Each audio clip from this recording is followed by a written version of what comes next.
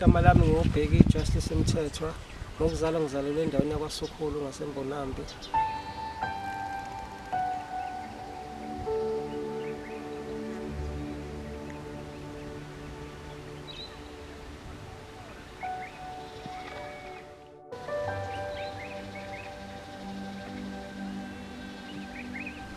Lamagama ami omabili nje lokuqala lesikole ngalethwa umalume efisa ukuthi ngibe ijaji ngisebenze ezinkantolo. Elithi Bheki sisa ngala ugogo ethi ngivama ukubhekisisa isimo njalo la ekhaya.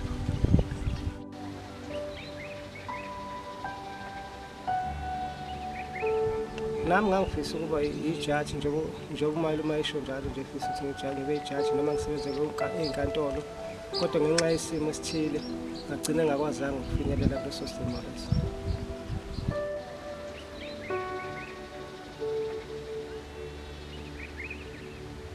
Leli gama lami ngingakho ngilithanda njengoba liyangigayida njengoba kuthiwa bhekisisa nje, liyangenza konke la ngihamba khona ngibhekisise, ngingangena nasey'ngozini, ngibhekisise izinto ezinhle ngizenze futhi. Kusho nje kusukela ekuqaleni nje ngoba ngizethe ugogo ngobhekisisa nje, umuntu ojwayele ukulima ehamba olima kude bese ngishiye ekhaya ngibhekisise ekhaya, ngibhekisise iy'ngane ey'ncane ngiy'nakekele, ngibhekisise nemfuyo yasebefika ey'uvanze eyidla iy'ngubo emakhaya uma unekile. Ngaqala lapho-ke nje ukuthi kungifundise ukubhekisisa la.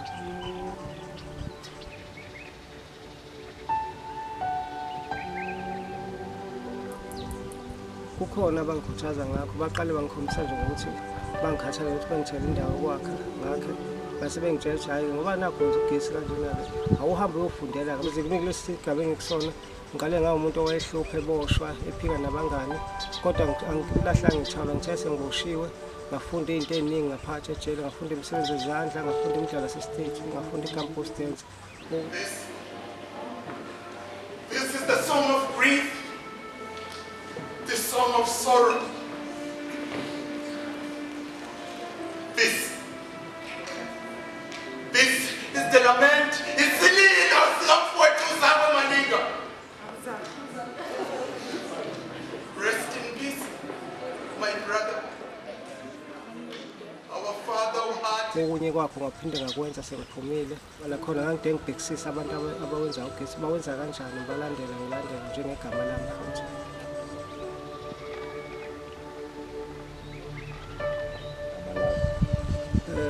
Ukulandela igama lami kubalulekile ngoba kwenza ukuthi ngibe careful. Igama lami vele lisho ukuthi ngibe careful everything engiyenzayo, ngibe careful. Ngibona mina ngisesimeni esiphezulu noma senginekhampani yami inkontileka ka-Eskom, nginabasebenzi bami, and ukulandela igama lami kubalulekile nangokuthi futhi ngikwazi ukuthi ngisize nabantu abahlukile.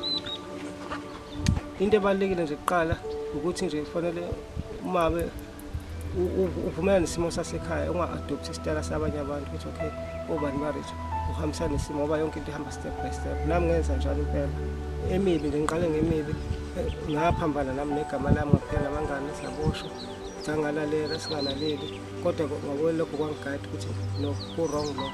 Emihle kuhle ukulandela igama lakho ngoba kuyakwenza ukuthi ugcine sekugwema ngisho engozini njengoba kuthiwa bhekisisa. Yami wabhekisisa ugcine usungena engozini ngawubhekisisanga, washayiswa nayimoto ngenxa yokuthi awubhekisisanga.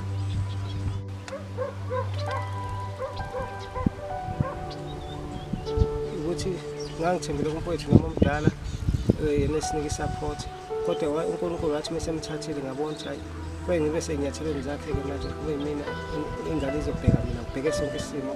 Iy'ngane nginike i-support ngoba nazo iy'ngane nosisi bami ney'ngane zethu nekamfowethu zibheke mina nje bengasekho wazo.